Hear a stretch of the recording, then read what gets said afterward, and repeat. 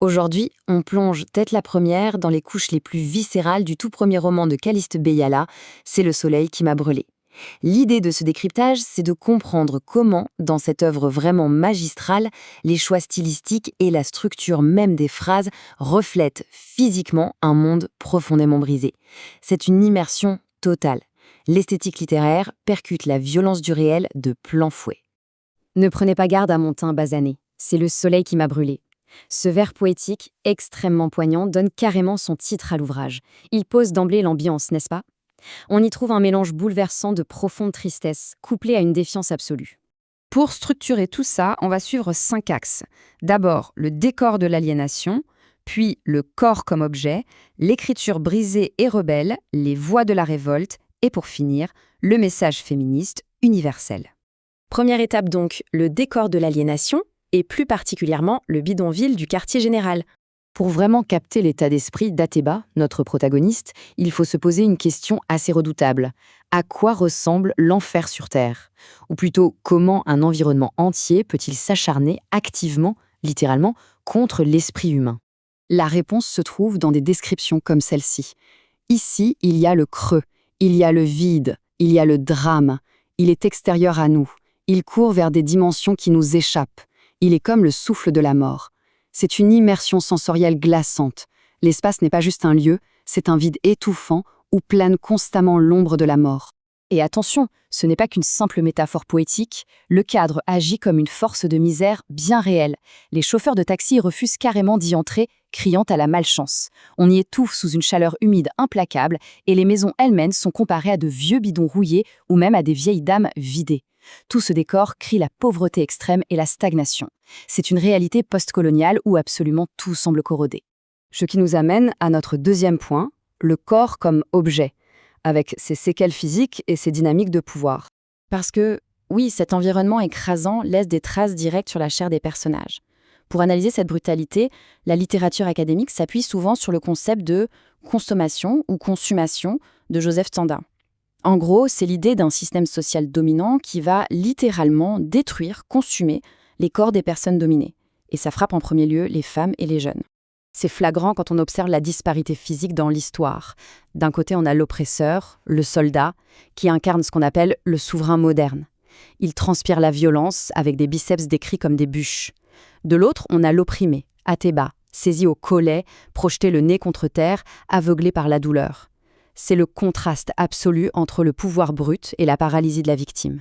Mais là où l'horreur atteint vraiment son paroxysme, c'est avec l'histoire tragique d'Hécassie, une prostituée décédée.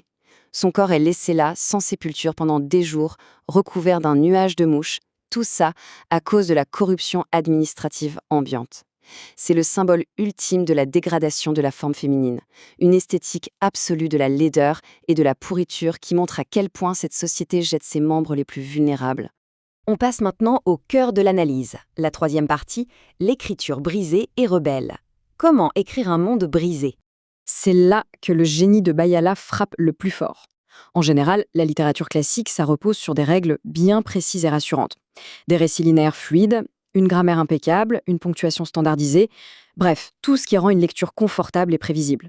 Sauf que l'auteur prend ces règles et elle les fracasse intentionnellement. Écoutez bien la rythmique. Si elle sautait par la fenêtre, elle tomberait. Au lieu d'une virgule logique, on a un point qui coupe net la respiration. Des phrases courtes, hachées, indépendantes. Cette ponctuation abrupte vient littéralement mimer le rythme en saccade de la violence et du traumatisme. Le texte halète, exactement comme les personnages. Et pour amplifier ça, le roman utilise ce qu'on appelle en narratologie la focalisation zéro.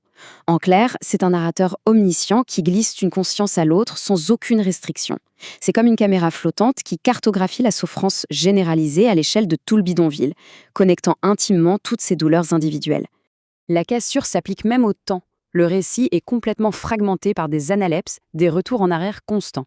On saute de 1961, où Betty désespère au soleil, à 1966, puis au traumatisme d'Athéba à 8 ans, puis à ses bagarres à 9 ans autour du mot « bâtarde ». On refuse au lecteur le moindre confort chronologique linéaire. C'est une réalité éclatée, à l'image de l'enfance détruite d'Athéba. Mais on ne s'arrête pas à la souffrance. Quatrième partie, les voix de la révolte, ou comment se réapproprier son pouvoir par la voix. Oui, car Athéba refuse de rester une victime silencieuse. Elle entame une métamorphose fascinante vers la rébellion. Et comment fait-elle ça? Par le langage. Le rythme passe des traumatismes décousus à une réappropriation surpuissante de soi. On a des monologues intérieurs qui forgent sa résilience, des dialogues tranchants face à l'autorité, et même un style épistolaire libérateur, avec des lettres écrites à des femmes imaginaires. L'intégration de la tradition orale et du mythe joue aussi un rôle phénoménal. Prenez cette légende mythologique racontée par Athéba.